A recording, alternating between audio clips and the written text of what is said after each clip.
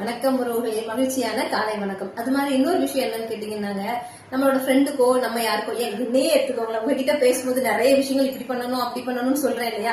So இதே மாதிரி நானே ஒரு இடத்துல டிப்ரெஷன் ஆகிறேன் வைக்கிறேன் அப்படின்னா என் மைண்ட் என்ன செய்யும்? கோமாக்கு போயிடும். ஆமா, ஏன்னா ஊருக்கெல்லாம் உபதேசம் பண்ணணும், நம்ம கொண்டு போது கோமாக்கு போயிடும் இல்லையாங்க?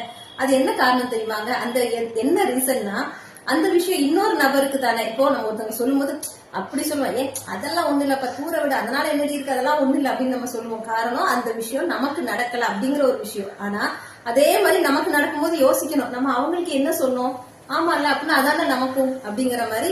தன்னை போல பிறரை என்னும் உள்ளம் வேண்டுமே அப்படின்னு சொல்லியிருக்காங்க இல்லையா? அது மாதிரி மத்தவங்களுக்கு நடந்த மாதிரி தானே நமக்கு மட்டும் என்ன விதிவிலக்கா அப்படிங்கிற மாதிரி எந்த ஒரு செயலையும் அடுத்தவங்களுக்கு பாக்குற மாதிரியே நமக்கு நடந்தாலும் அது ஒரு பெரிய விஷயமா பார்க்க கூடாது. நாகேஷ் சார் சொன்ன மாதிரிதான், கல்ல பக்கத்துல வச்சு பார்த்தா அது பெருசாதான் தெரியும், தூரமா வச்சு பார்ப்போம்.